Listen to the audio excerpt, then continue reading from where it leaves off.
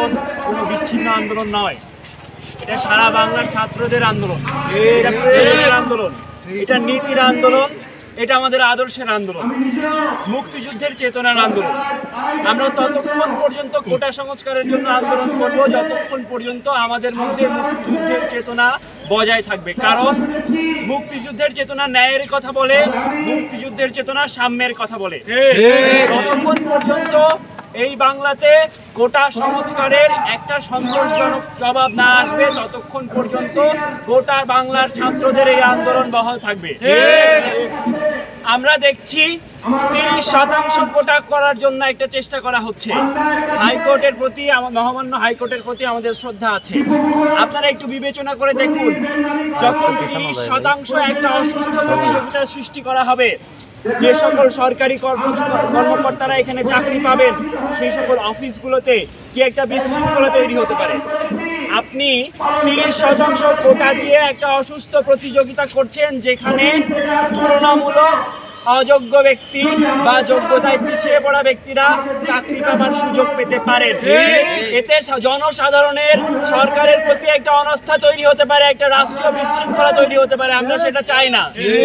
আমাদের দাবি খুবই স্পষ্ট, আমাদের দাবি খুবই সার্বজনীন। আমরা চাই কোটা সংস্কারের একটা সুস্থ সুন্দর জবাব আসুক। কিছু কিছু কোটা তারা হয় একবার শিক্ষাক্ষেত্রে নয় আরেকবার চাকরি ক্ষেত্রে ব্যবহার করতে পারে।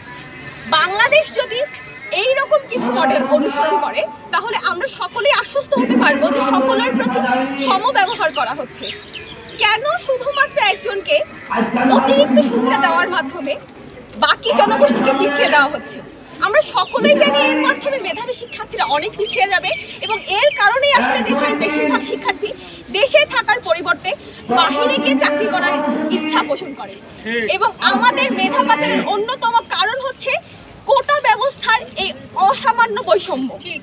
আমরা সকলেই চাই সরকার এই ব্যাপারে ভালো নির্দেশনা প্রদান করবেন এবং পুনর্পরিকল্পনার মাধ্যমে দেশের চাকরি ব্যবস্থা, শিক্ষা ব্যবস্থা এবং সার্বিক অর্থনৈতিক ক্ষেত্রে একটি দারুণ সমতা আনার চেষ্টা করবেন। 56% যে কোটা ব্যবস্থা ছিল তার বিরুদ্ধে এক তীব্র লড়াই সংগঠিত করেছিল। আমরা অতীতেও কোটা ব্যবস্থা পুরোপুরি বিরক্তির পক্ষে ছিলাম না, এখনো নেই। এটি বাংলাদেশের সরকার এবং মহামান্য হাইকোর্টের প্রতি শ্রদ্ধা রেখে বলছি, সাধারণ শিক্ষার্থীদের প্রতি এক প্রকার তামাশা। দয়া করে এ ধরনের তামাশা আপনারা বন্ধ করেন। সাধারণ শিক্ষার্থীদের যে 9 জুন যে হাইকোর্ট থেকে যে আদেশটি হয়েছে তার বিরুদ্ধে সাধারণ শিক্ষার্থীরা অবস্থান নিয়েছে। মহামান্য হাইকোর্টের প্রতি সম্মান রেখে বলছি, আপনারা দেখে যান 9 জুন যখন আপনারা রায়টি ঘোষণা করলেন, সারা দেশের ছাত্র সমাজ, প্রত্যেকটা বিশ্ববিদ্যালয়, কলেজ, জেলা, উপজেলা তারা তাদের দাবির পক্ষে কথা বলেছে।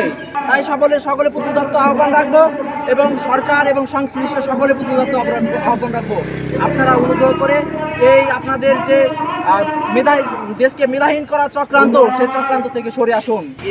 এই যারা এই কাজের সাথে জড়িত তারা কখনোই সাধারণ শিক্ষার্থী ছিল না। তারা বিভিন্ন রকম এই অপশক্তি 1971 সালের আমরা জানি, যেমন রাজাকার আলবদর আলশাম ছিল, এই 2024-এ এসেও এদের বংশধররা, এদের বীজেরা আজকে উৎপাত শুরু করেছে শুধুমাত্র মুক্তিযোদ্ধা কোটার বিপক্ষে। যদি আসলেই তাদের দাবি থাকতো তাহলে কখনোই মুক্তিযোদ্ধা কোটার দাবি থাকতো না, তাই সেই দাবিটি থাকতো সকল কোটার পক্ষে।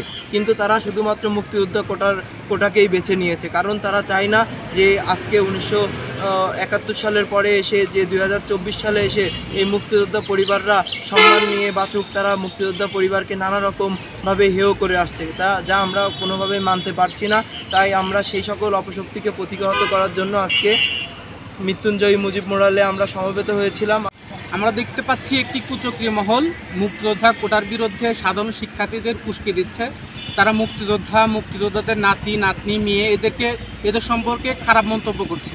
এটা কখনোই কাম্য নয়। সাধারণ শিক্ষার্থীরা আন্দোলন করতেই পারে, কিন্তু বিষয়টা হচ্ছে সাধারণ শিক্ষার্থীদের মুক্তিযোদ্ধা কোটার বিরুদ্ধে উস্কে দেওয়া হয়েছে, একটি কুচক্রী মহলে কাজটি করছে। আমরা চাই যেন তারা দেশে কোনো অস্থিতিশীল পরিস্থিতি সৃষ্টি করতে না পারে। একই সাথে আপনারা দেখবেন সামাজিক যোগাযোগ মাধ্যমে মুক্তিযোদ্ধা যারা প্রজন্ম তাদেরকে অমেধাবী, অযোগ্য বলা হচ্ছে।